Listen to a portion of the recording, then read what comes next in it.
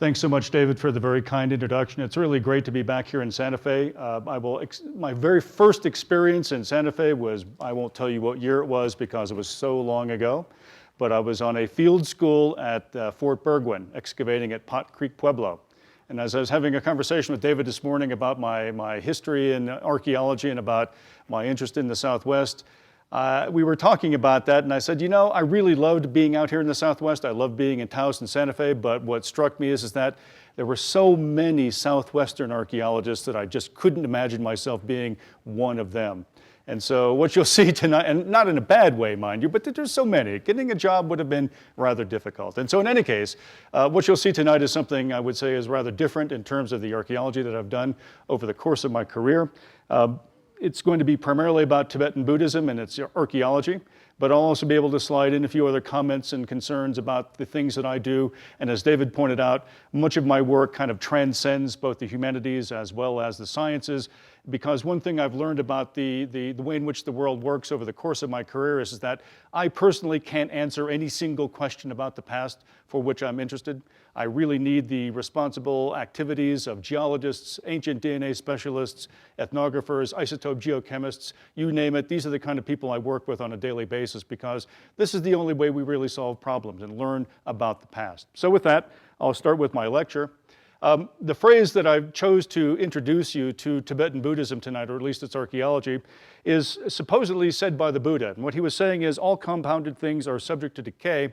There's more to that phrase, and what he was doing, he was talking to his disciples and saying, what you really want to do is make sure that you don't forget to get your life in order, because everything that you see about your life right now is simply all contingent and going to vanish. And the way in which you need to be thinking about your life is, how will you think about your salvation? Well, I think this is a perfectly appropriate way to think about archaeology. It's because all archaeology is subject to decay. It's compounded by humans, it's compounded by the natural environment in which we work, and it's compounded by the social and political environments in which we live. So our job as archaeologists, in part, is to try to salvage what we can of that past and present that common history of humanity so that we can learn from it and then move forward into the future. Now, I always, as an archaeologist, have to locate us because that's simply the way I think. And if you've been to other archaeology lectures before, you'll know that we almost always start here with something of this sort. I always, though, ask this of an audience when I speak of Tibet, and I simply ask, how many of you in this audience have been there? And if you'll just raise your hands. So this is a much more mature audience than I usually work with, because many of the places I go lecture, I ask how many people have been to Tibet, and no one raises their hand. So you, in fact, will be able to at least give me some fact checking on the things I will be talking about tonight in terms of some of the places I've actually been and had the opportunity to study. But we get a sense that Tibet is one of these very isolated places. It's really, in some sense, in the middle of nowhere in the way in which many people think about this region. But in fact, as many of you well know, Tibet was actually a very important nexus that was a participant in a significant amount of trade across the Silk Road. It had some very interesting interactions with the southern Indian continent as well, and to some extent from Southeast Asia. So Tibet is really not as isolated as many of us would like to believe it is. In fact, it's a crossroads in many instances. It's just taken us as historians and archaeologists and others a significant amount of time to begin to unravel what that history in fact has been like. To give you a bit finer sense of where we are in the world today, I want to show you what ethnographic Tibet looks like. And so this image is an attempt to do that. The Tibetan Autonomous Region is this part right here. This is Qinghai, which is what you'd call a regular province of China. These are the places where Tibetan-speaking peoples are primarily found in that region. Also, though, you'll find folks that speak a version of Tibetan in Bhutan, along the Himalayan arc here, into Ladakh as well. So it's actually a bit larger than this image as well. So you'll see another map in a moment about the places I'm going to speak to you tonight, but I want to just point out so you'll have some memory of where we're going to go.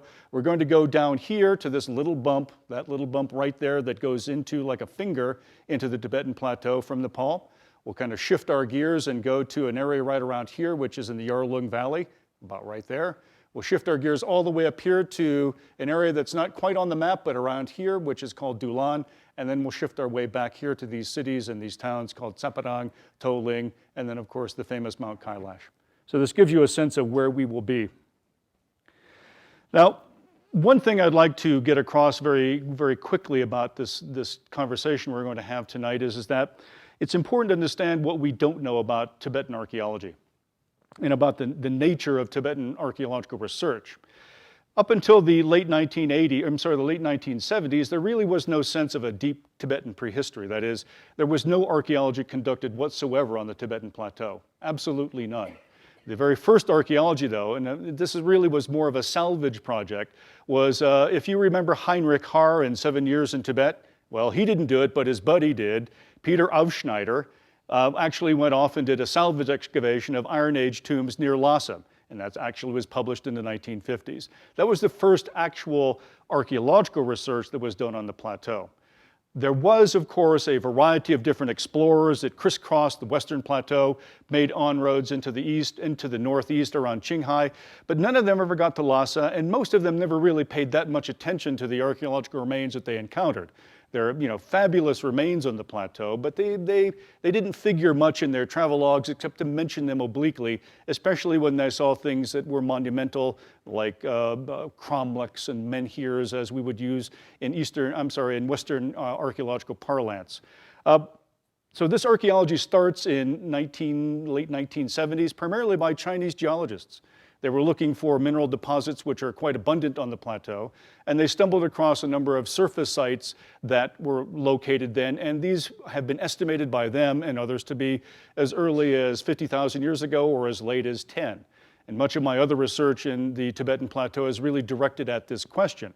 But the way in which I got into the plateau is something totally different. I've been studying, as David alluded to, I've been studying to some extent high elevation populations for my entire career, looking at how lowlanders become highlanders. And so I'd done much of my work in the Andes. I'd done 25 years of work looking at this process of hunter-gatherers becoming highlanders from our lowland roots. And at that end of that project, it was like, well, okay, where do we go now? Do I go to someplace else in the Andes? No, I've kind of been there, done that. Others are working in those places as well. I could go to Ethiopia, but I'd been there and done that in an early part of my career as well. And besides, at that point, Ethiopia was not particularly welcoming to Western foreign archaeologists. So the only option I had was to work on the Tibetan Plateau. So I figured, well, I'll write some letters and I'll make some contacts with folks, and this will be very easy. 7 years later, it finally took some kind of very difficult arm wrangling to get me onto the plateau.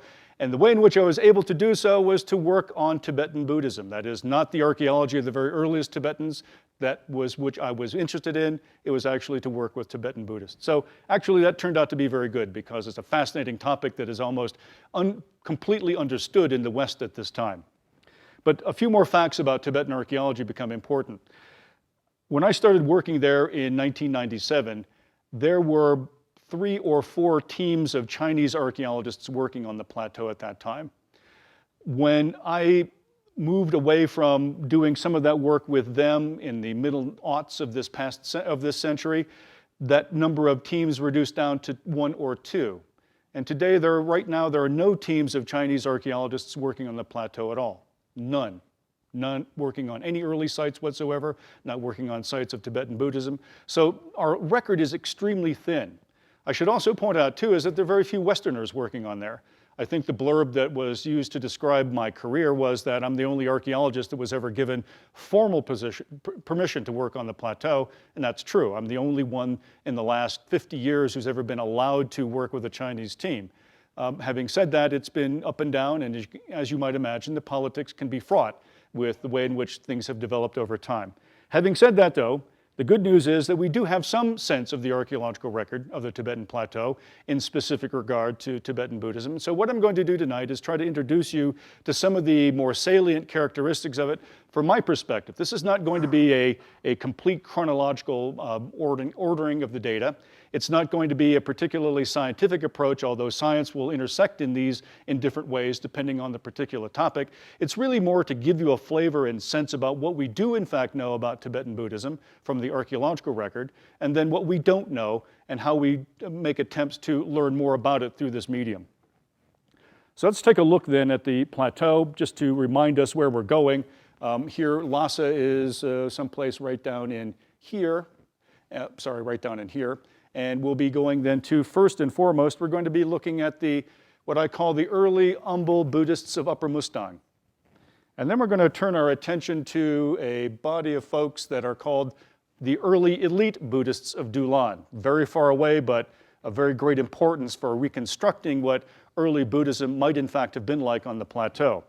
At the same time as I'm talking about those elite Buddhists, I'm going to transfer a bit of our attention down to the Arlynn Valley and the Tomb of the Kings, because they have an intimate relationship with those folks that used to live in Dulan at that time.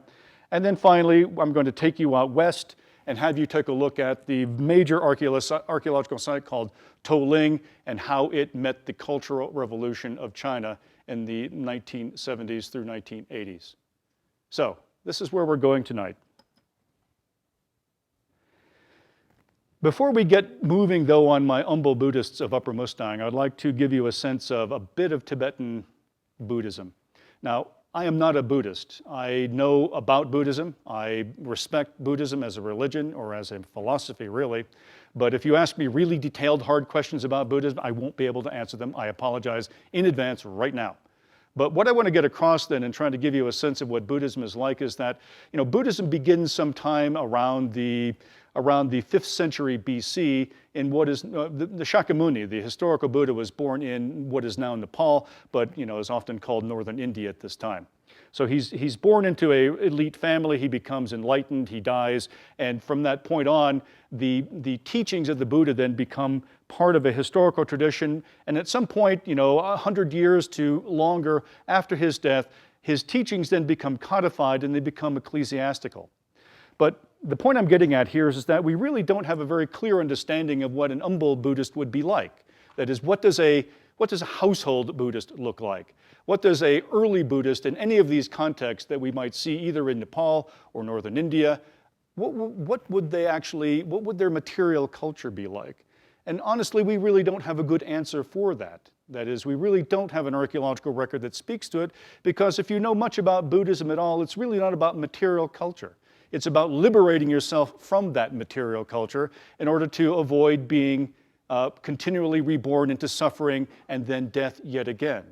So we don't expect to know much about the material culture of Buddhism, and that's why it makes it so difficult to begin to trace the earliest origins of it on the Tibetan Plateau, as well as in other parts of the Central Asian region, as well as the Himalayas, to get a really firm sense of what that might have looked like at that time. The other point I'd like to make too, before we launch into the more detailed discussion of the remains that we've encountered, is something very simple. That is, Tibet seems to most of us to be a place where Buddhism is timeless. That is, it seems like it's been there from time immemorial because of the spiritual connotations that Buddhism entails. In fact, Buddhism got to the Tibetan Plateau very late. Buddhism really doesn't appear in any kind of systematic way until about 650 or so AD, and it's really not until 775, 779 AD that the first major monastic and temple complex is constructed on the plateau. But yet, surrounding the plateau, in Afghanistan, in Southeast Asia, and in China itself, there's a great deal of Buddhist activity that's been taking place. And so in this sense then, Tibet is an isolated island that's surrounded by Buddhism, but yet not really engaged in the process quite yet. So let's take a look now at what I think some of the early humble Buddhists might in fact have looked like. And to do that, we're going to go now to this village in Nepal.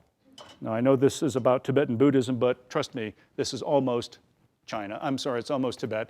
What you're looking at is this wonderful Google Earth image of the village called Samdzong, which is this place right up here. If you walk this direction about 2.5 hours, you can walk right onto the Tibetan Plateau and you can cross the border and pretty much go another 50 kilometers before you'd likely be stopped by someone to tell you that you shouldn't be there. But in any case, you can get a good sense of what the village is like, relatively small. You can see the agricultural fields that are found down here as well. There's a series of them here, and there's a number of abandoned fields in this region as well. So this is the modern village of Samdzong, and where I'm going to take you now is to this bit of a mesa. I don't know exactly how else to describe it. It's a bit down the valley, very close to the village, maybe about 1 kilometer south of the village itself. And what you're looking at is these little small chambers right here. And you can see some fall down here. You can see the difficulty perhaps of getting up into these things. You know, traditionally these places in Nepal have been called cave tombs. And in fact, they have human remains in them. They are tombs, but they're not really caves in the classic sense. That is, these really are not caves, they're really shaft tombs. That is, they were constructed by humans. They cut a shaft down into the ground. When they get to wherever they think they want to stop, they make a chamber down below, and then they begin to inter their dead within these chambers. In fact, these tombs were not visible until about 2009, because when we got into this region about 2010-11, we'd started asking our colleagues, our local informants, how long have these been here? How long have you noticed these things? And they said, well, no, we didn't notice them until about 2 years ago. And we said, really? And they said, yeah. And we said, how'd that happen? And they said, well, look, you see these things down here? These were actually covering each and every one of these chambers here. And at some point there was either an earthquake, water kind of infiltrating behind that front of the facade of this cliff face, and these things simply tumbled off, exposing these tombs. So it's actually a spectacular archaeological find that we never ever would have seen had we simply tromped up and down the valley, even gotten on top. It would have been difficult to locate these items. Well, if you're paying attention, you can see something about how one might actually try to do archaeology in these contexts. You don't climb in these, you don't walk in these, you have to do the following to work in these.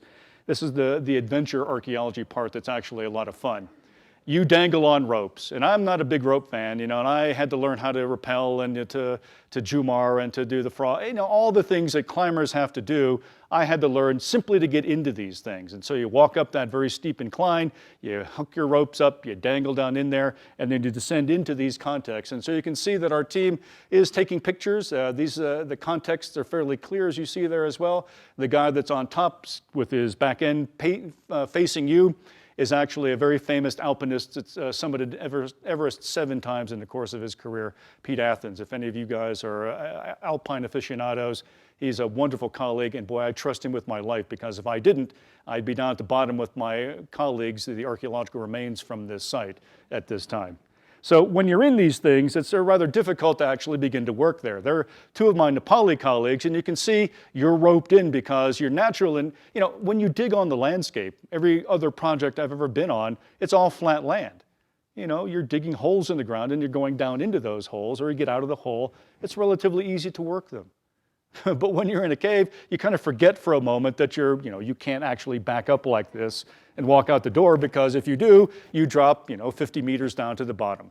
So you're all roped into these places, and so you can see my comrades are looking very carefully at making sure that they don't in fact drop themselves out as we begin the process of excavating the remains from this context.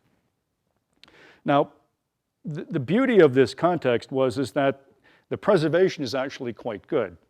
And so what you find in this instance, you're looking at some of the remains right here as a wooden, turns out to be, these are wooden beds. I'll show you an example of this in a moment.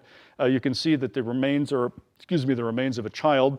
But the other thing that was really disturbing about this context was, in fact, that the roofs of these things had collapsed. Much of the initial context that might have been available to us, that is, in terms of seeing what the relationship of the artifacts that were once deposited in these contexts, it was really very heavily disturbed. It's very difficult to get a good sense of what the spatial relationships were within these tombs because of this disturbance. So we did the best we could in terms of recovering the data, and in fact there's a great deal of archaeological material that was from these tomb contexts. Most of the material that we encountered were really very utilitarian objects. These are 2 of the daggers we found, iron. We found maybe 10 or 12 of these over the course of the project. We ended up with a lot of arrowheads, and there's still wood attached to the bottom, as you can see as well. We found a tremendous amount of horse tack, lots of buckles and sorts of pieces of equipment that one would put with one's horse. Most of this is iron, and so it's been oxidized and rather damaged, but yet we got a great deal of that. A yoke of a saddle that also we found. And then part of those beds that I described as well. So out of these contexts were a great deal of these utilitarian objects that were really very indicative of the sorts of things, the daily lives of the people who were interred in them. And I should point out that the people who were interred in most of these, it was a complete range of people: infants, young children, adults, adolescents, old people, everybody. These are communal tombs for the most part. so that what would happen is someone would die, the shaft would be opened up, the remains would be taken down into the tomb, someone would be put on one of the bunk beds, the base of which you see right here, someone would be taken off the bed, moved onto the floor perhaps. So this was the contents of the tombs, and by the time we were finished with the excavations this past summer, we've gotten somewhere on the order of 100, 120 distinct individuals from these tomb contexts. They all date between the years of roughly 300 and 700 AD, just before we think Buddhism gets onto the plateau. Now, this is not all we found here. Here's an example of one of the more spectacular finds that we located. This was an elite person. That is, there's a person that was buried inside that wooden coffin. The person was accompanied by a large number of animal skulls. That is, the skulls of yak, of sheep, one horse, a few other odds and ends as well. Some other vessels were with him, wooden vessels, bamboo cups, some iron vessels, bronze vessels, lots of good things. And in fact, there was another person buried with him as well, the small child that you see at the foot of his tomb. The problem is that we really don't know if this is what it looked like, because when the tomb collapsed, a very large boulder went straight down on the context of the tomb itself. So all of the original context was gone, but this is a good reconstruction, I think, of what was there. One of the more spectacular finds that we located was this mask. This mask, I thought, never really seen anything quite like that in my career. I really wasn't sure what it was until we started looking at it carefully. The metallurgists, though, working on the project for us, tell us it's composed of two things: a very, very thin sheet of gold and a very, very thin sheet of silver on the back, hammered together to make a repoussé of the individual that might have been buried in this tomb context. It's a really spectacular find. Nothing like this had ever been located before in the nation of of Nepal. Now, you're probably asking yourself, or at least I hope you are, fine, these are lovely remains, you found some really cool stuff, but so what does this have to do with Buddhism? And now I'm going to tell you what this has to do with Buddhism. We found this mask this summer. We found another one just like it as well, or very similar to it. And if you look very, very closely, there is one distinctive mark of Buddhist iconography that you can see on the cheek of this individual. Do you see it? And if you don't see it, I'm going to show it to you right now a bit more closely. What is that? It's a swastika. A swastika is a very clear rendition of early Buddhist iconography. And so if you drive through India, you drive through Nepal, you drive through Tibet, you'll find that almost all the trucks and other vehicles that are run by indigenous folks, they have swastikas painted everywhere. Swastikas are a common feature of Tibetan iconography. They're really an indication, a representation of a mandala, is what these are. It just happens to be in the form of a swastika. And it's got the 4 cardinal directions placed on there. But what's fascinating is it's on one of these gold masks, gold and silver again, just like the previous one before. But now we've got the very clear indication that somebody at some point inside one of these tombs was at least thought to be, or was believing to be, or was adhering to, in some sense, the tenets of Buddhism. Now, one other question before we end with this mask is, why does it look like this? And this is one of the fascinating questions about this. That is, when we excavated here, we're sifting away, and one of the guys pulls something out of the screen and says, "Here, you need to look at this." And he throws me this lump. And it's just this little hard lump of something. And I look at it kind of carefully and say, "Well, I'm not sure what this lump is." I could just see a tiny bit of gold pigment, though, sticking out behind it. And so we found another lump just like this one as well. And so I was really reluctant at the time when we're getting ready to leave. I said, I really don't want to unfold these. And we said, yeah, we better unfold them. And so what had happened is these gold masks, instead of like that previous one I showed you, these have been folded into these not intentional shapes, just little lumps of metal that really look like nothing. But when you unfold them, they become these gorgeous gold masks. So at least one person was a Buddhist, or at least some relationship with that. But there's another remain of Buddhism as well, and this is a tsatsa. This is a commemorative piece made out of clay from a stamp. This is what's called a chorten. A chorten is a reliquary in which the remains of, well, at least in the early days, the remains of the Buddha were placed inside one of these. There is also, though, important lamas or other sort of lay figures that are quite important to Buddhist thinking, or often their remains or objects of their lives are interred within them. And so this was found in the context as well, on a different part of the cave system, suggesting that yet another person was involved, or a group of people were involved in Buddhist activities as well. And to give you a sense of what these are more commonly like when they're not so eroded or damaged, something like this. And then finally, the last object that we located was this right here, which was a larger tsatsa. This is a plaque, and as you can see, they have an individual seated on a throne. They have two graceful figures draping that individual side to side. When you look at the iconography of this, it becomes very apparent that this is a Buddha-like figure, although there's some striking differences here. It's not sitting on a lotus throne. It's sitting on a different kind of throne that's very uncommon in this iconography. So this is Buddhism, but not quite of a later stage. And so, again, this is a form of Buddhist practice that's being placed into these tombs, but yet it's not Buddhism as it's going to become classically in another 300 years or so. But finally, the last indicator that is absolutely stunning that we encountered when we excavated in these cave tombs of Upper Mustang are the following. If you look carefully at this image, you'll notice on the upper image the chattering on the bone. Those are cut marks that are intentionally placed on the bone. That is, someone's flesh has been taken off of these bones. That is, almost every single individual within the tombs themselves has had some kind of treatment that has removed the flesh from their bones. Almost every bone that of the type that we've encountered, skulls to toe bones, has been touched by this flesh removal process. And so the question is, why is this taking place? What is this? Why are these people being defleshed? Now, they're not being butchered. I want to make that really clear. They're not being dismembered. The flesh is just being taken off the bones. And so questions then begin to raise, where'd this come from? Why this? We would love to know if this was common practice on the Tibetan Plateau, but the sad truth is that even though some archaeology has been done on tombs there over the last, say, 15 or 20 years, sadly, the Chinese that have excavated those tombs did not save the human remains. And so there's no way to know this question of whether or not there was the same burial treatment of these individuals. So we find this very odd pattern of defleshing of people, and so we begin to make speculations about where this could come from. And this is where my historians and ethnographers and religious specialists begin to come in. Zoroastrians believe in letting the dead rot and be defleshed and be eaten by animals and dogs. They don't deflesh them themselves, but it's a common practice in that religion. Other ideas seem to be percolating from the northwestern Himalayas that relate to this process as well.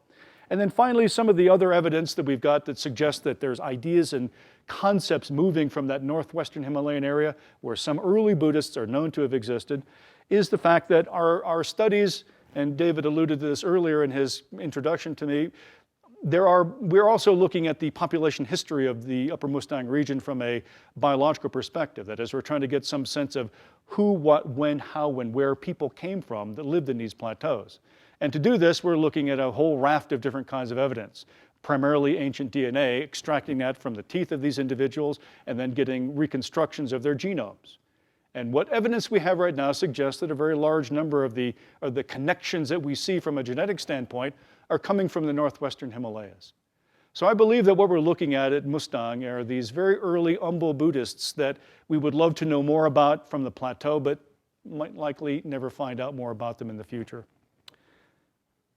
And then finally, this could be a precursor to sky burial. If you know anything about the way in which Tibetans actually bury their dead today, they do it in multiple modalities, but one of the most common is sky burial, where the individual is placed on the ground or in a platform like this. Their bodies are rent, and vultures come and take the flesh, and then what remains are destroyed by the individuals who initiate the process. So there are more questions here than I've answered, than I can answer for you right now, but yet I do believe that we looked at very early Umbo Buddhists in this very interesting context right adjacent to the Tibetan Plateau. So now let's turn to this other topic, these other regions that we're going to go to. Now I'm going to talk about Yarlung and shortly the tombs at Dulan. And so what you're looking at here, another Google Earth image, the places I want you to see on the landscape are these very large rectangular structures right here. There are some smaller ones over here, very large one right here. None of these, I should point out, have ever been excavated. So these have been sitting since Some of these are pre-Buddhist. We know that for a fact. That is, we believe they're pre-Buddhist. I guess that's not quite a fact, but it's close enough for the work that we're doing right now. But we know that a very significant number of them are, in fact, the tombs of the first Buddhist kings.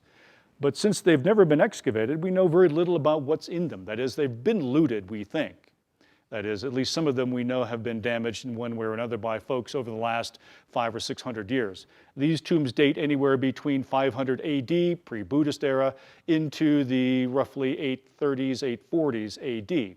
So we have a good sense of when they fall in time, but we really don't know about much of what's inside these. And so we would like to know, at some level, the degree to which we can faithfully represent the elite Buddhists of early Buddhist kings in these contexts.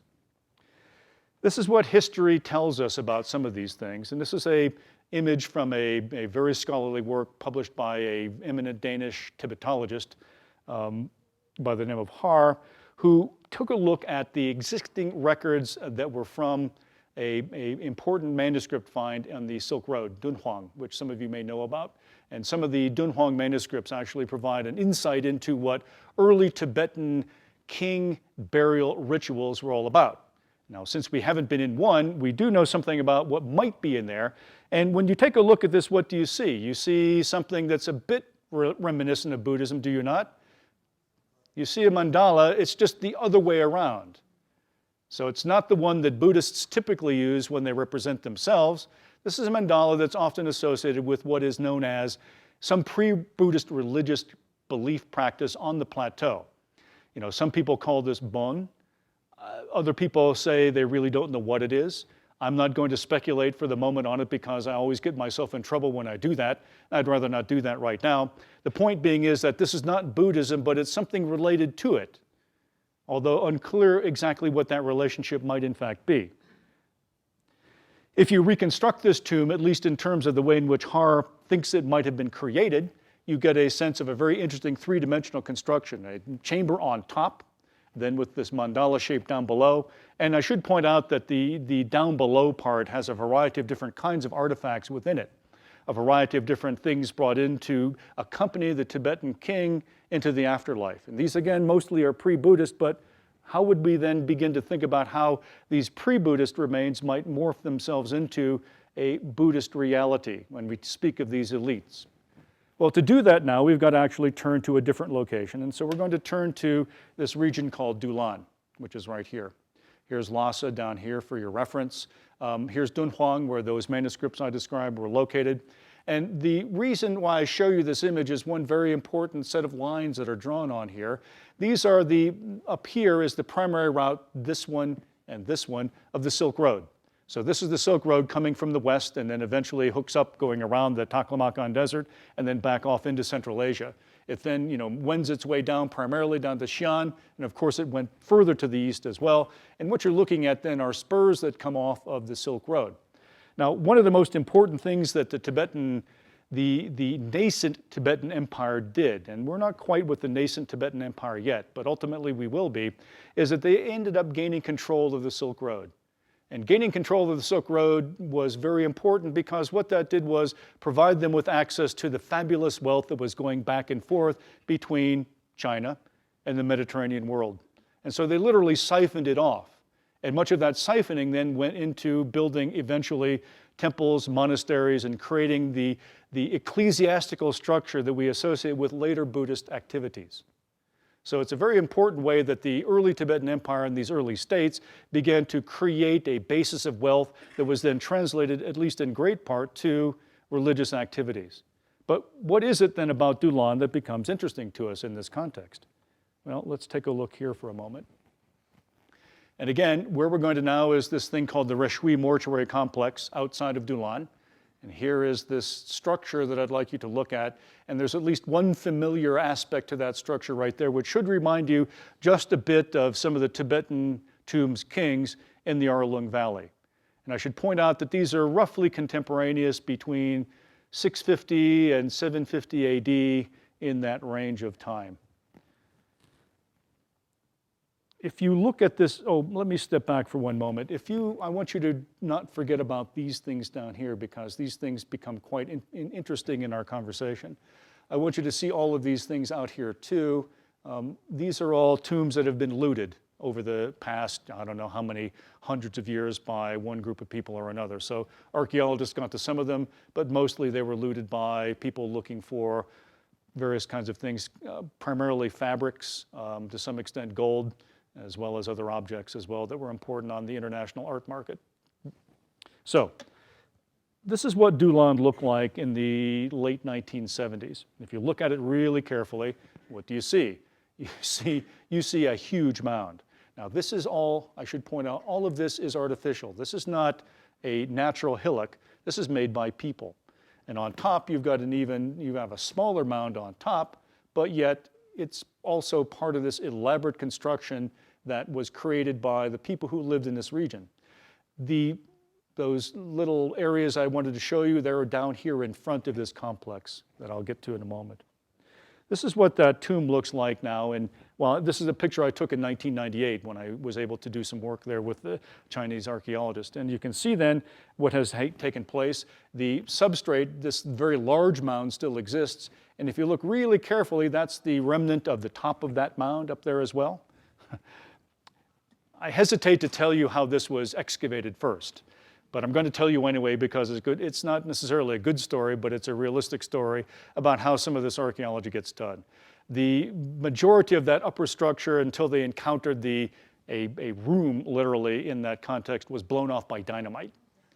So you just blow the thing up, you get a bunch of guys out there, you sweep it all off, and there it is. So it's fast, but if you believe in maintaining context, it's a bit of a difficult pill to swallow.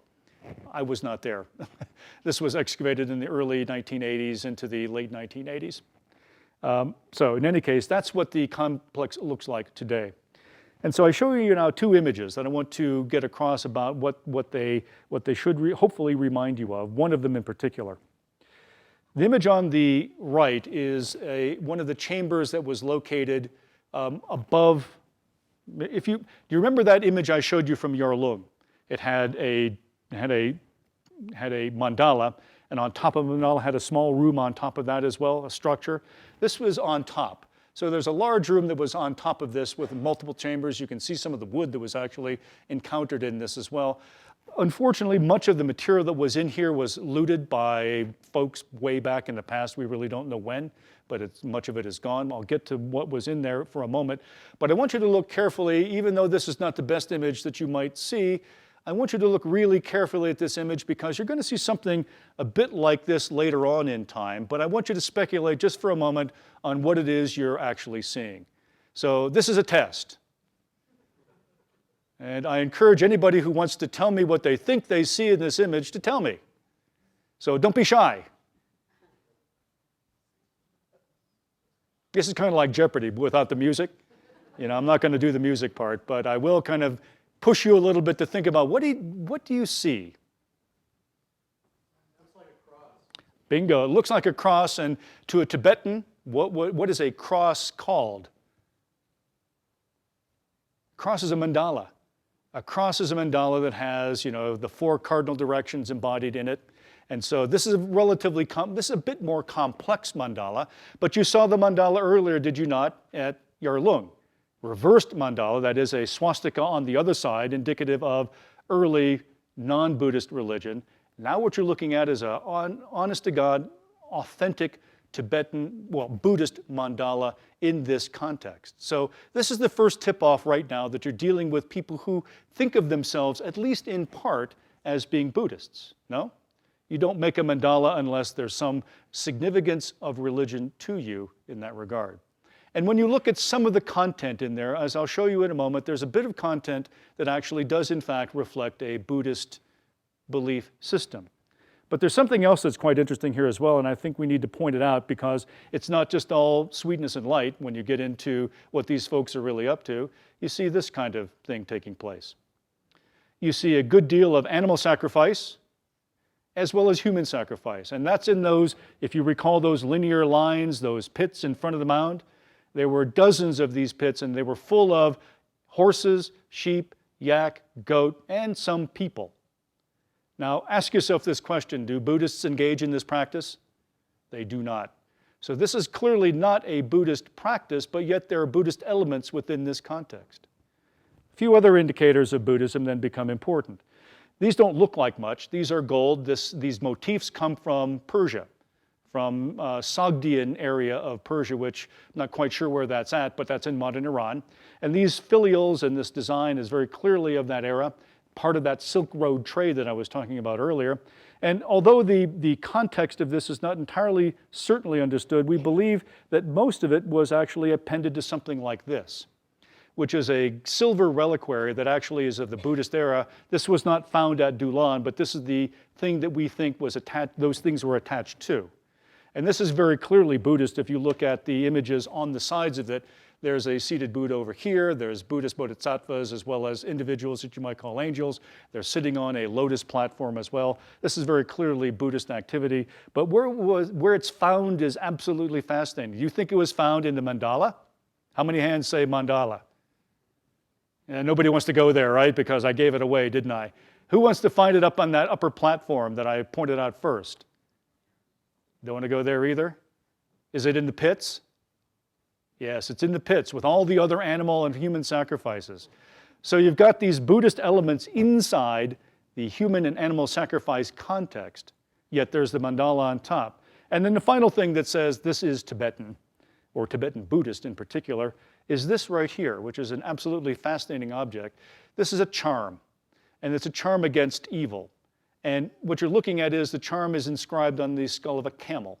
This is, up on the Silk Road is, passing by here, so camels are relatively common even today on this part of the Silk Road in northern Tibet, or in Qinghai.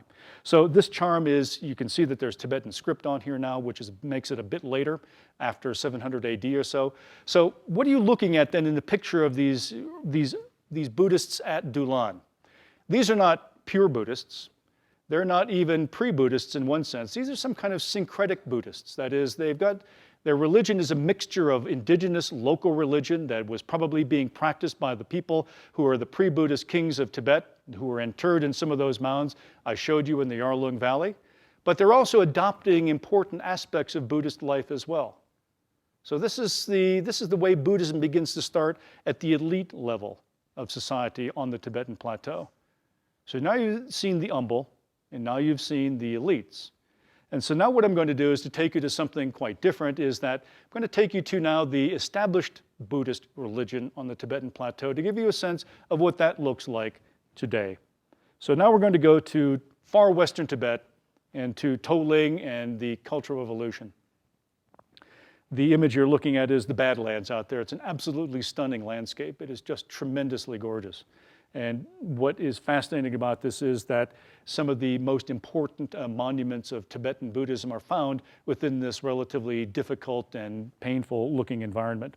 So I'm going to take you with another Google Earth image to this image right here of it's the modern Chinese town of Zada, and the temple complex of Toling is right here. And what does that remind you of right there? You got a big mandala right there. Okay, so we've got mandalas now. We had early mandalas, we've got the elite mandalas at Dulan, and now you've got the real thing. And what you're looking at right now is the real thing of Tibetan Buddhism. This is classic ecclesiastical Tibetan Buddhism as you're seeing it right now. What you're looking at before this was the establishment of Buddhism on the plateau. Now you're looking at it in its full form. Now what's fascinating about Toling is that some folks actually went there in the 1930s and the 1940s. And they took pictures, which is, of course, wonderful for the archaeologist. You almost never get something of in fact, you never get a great picture of an ancient pueblo in the American Southwest because nobody was taking pictures back then. Now you've got something that says, this is what Toling looked like back in the 1930s and the 1940s. So if you look carefully then at this image, you'll see here's the context of the entire site plan. There's that very large mandala that I showed you earlier from the aerial view. You look down here and you'll notice a number of different features. There's the backside of that complex, at least one view of it right there. And if you look at these structures right here, these are these wonderful reliquaries or chortens, and they're in remarkably good condition, aren't they? They're intact, the site is relatively clean, everything looks, for the most part, like it's going quite well. You take a look at this very large Chorten, which is outside the context of the actual compound itself, and it's in wonderfully good condition. You'll notice another thing too, there are no holes in these. These have not been looted. These are intact, which is really important because there might be interesting things inside them should you enter them in some sense. Going further with that idea, check this out. This is a stucco figure. So the way in which these figures are created, these are not stone in this context. What you do is you make something out of, it's like paper mache. You build these things out of clay and straw.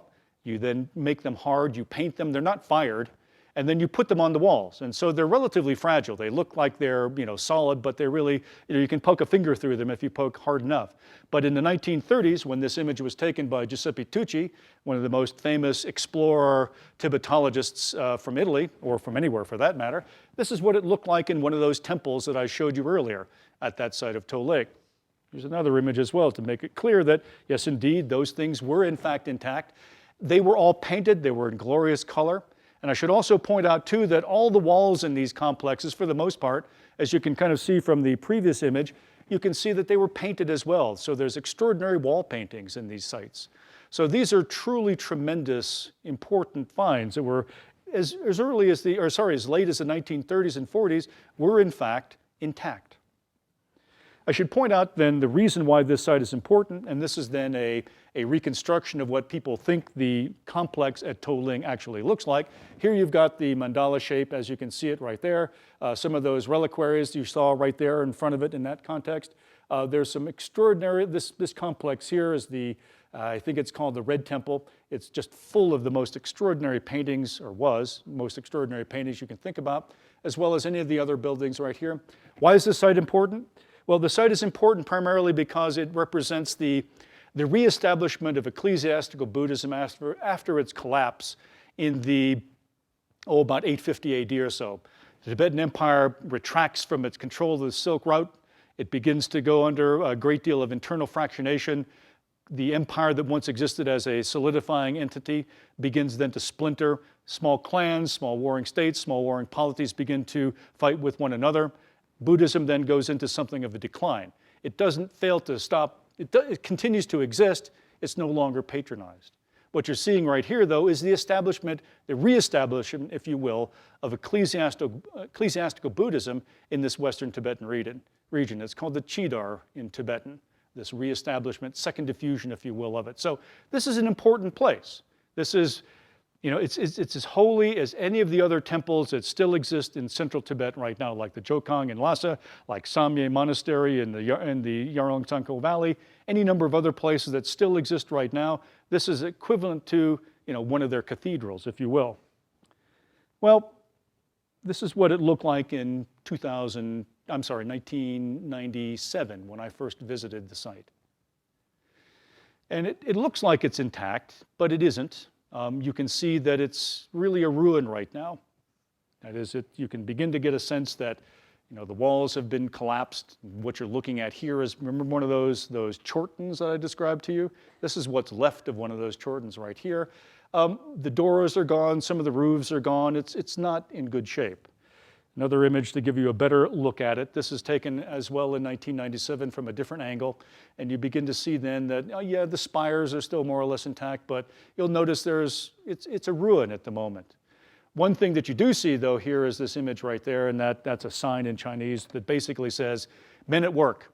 And there were men at work at that time, and what they were doing is they were literally excavating this temple. Why were they excavating the temple becomes the question. Well, this is why. This is an image that was taken in just before I got, this is actually from 1985. I did not take this picture, so I can't take credit for it. This is what the interior of every single one of those buildings that you saw at To Ling look like. What do you see? You see manuscripts that have been ripped out of their covers, some of them burned, some of them not. You see objects of different kinds. The entire contents of every single one of these buildings at this temple were simply destroyed, damaged, tossed around. Anything that was valuable though, anything that looked like it was important, bronzes, tankas, those wall paintings that are common in Tibet, those were taken away. And in fact, many of them have ended up on the international art market and have been sold in one context or another. Who did this? Well, if you were paying attention to my earlier slide, it was Toling meets the Cultural Revolution.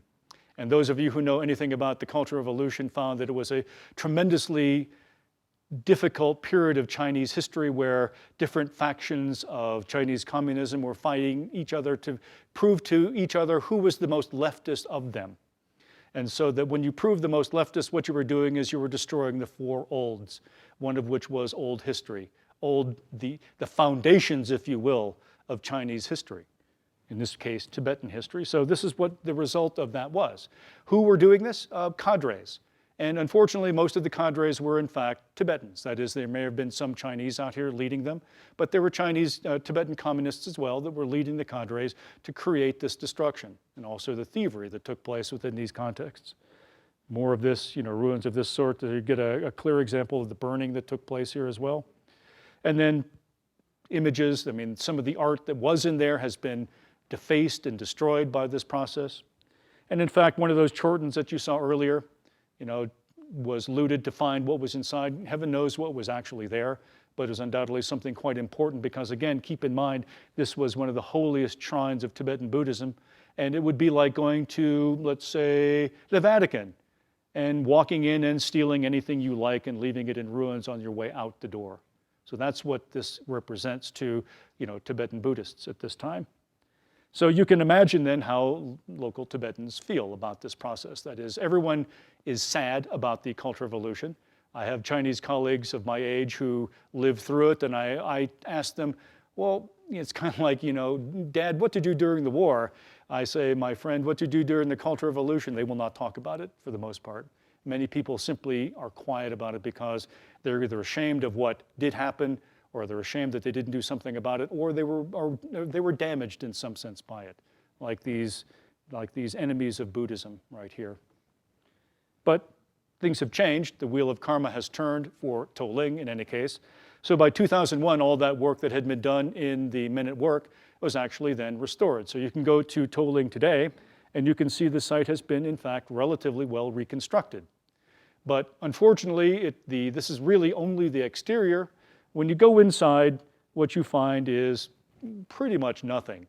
That is, you find objects like this, they're still beautiful, but the entire context has been damaged, of course. You don't get any real sense of what these places were like before the Cultural Revolution swept through them. Some of the statues I pointed out to you, they've been defaced very badly. And so they're still there. Some of them you can actually see. So in one sense then, Toling became part of the modern archaeological record of Tibet. And there are a very large number of archaeological sites that were found in this region that look just like that. Here's one that I worked at called Pyong. This was a sister monastery of Toling that was founded sometime around 1000 AD. And you can get a sense of what this site looks like. It's in ruins today. This is what that temple looked like at some point. Now, I got to point out that this was not all done by the Cultural Revolution, but a lot of it was. You go into the context as well, and you find that everything that I showed you from Toling was in fact underneath the fill when the roof was collapsed. All those objects that you saw at Toling were all underneath the floor, collapsed by this roof. Chortens that were there were looted as well, so that much of the archaeological record then of Tibetan Buddhism as we see it on the plateau today are found in this state. And so it's a very sad place for the archaeology of Tibetan Buddhism to be because much of it is gone. And the interesting fact is that there's not much archaeological work being done on that. Right now there's none. And I'm not sure if there ever will be any more done on that plateau as well. But I always like to end on a bit of an optimistic note. Now I know that you've seen many archaeological conversations of one kind or another, and people end with sunsets, no? Well, sorry, but this is actually a sunrise on the Tibetan Plateau in the middle of nowhere, but it was a gorgeous morning after a tremendous thunderstorm. And even though I've become somewhat cynical about the prospects of a Tibetan archaeology, the fact is that I still have hope for it. That is, when I went and began to work with my Chinese colleagues in 1997 at Pyong, that site I showed you last, I thought they would be interested in the economic aspects of the site itself. That is, I thought that their primary concern would be, how does one create a monastic institution in a very difficult environment? I was conversing with David this morning. He was talking about Chaco. And he was saying, I want to know how Chaco got made. Well, I wanted to know how Chaco got made. I'm sorry, not Chaco. I wanted to know how Pyong got made too. But I figured the Chinese were going to be interested in that because they are, of course, materialistic, godless communists, right? Well, what did I find? They were actually interested in tracing the early sects of Tibetan Buddhism in this region, which is a complete shock to me. Their interest was in the art and the art history and salvaging some of this material. So I do, in fact, have some hope for what Tibetan archaeology could, in fact, be of the Buddhist era. So with that, I'll leave you with some optimism about what the future might be like. And with that, I'll end my conversation with you. And if there's a few questions, I'll be happy to take some. And again, thank you very much for listening and coming this evening.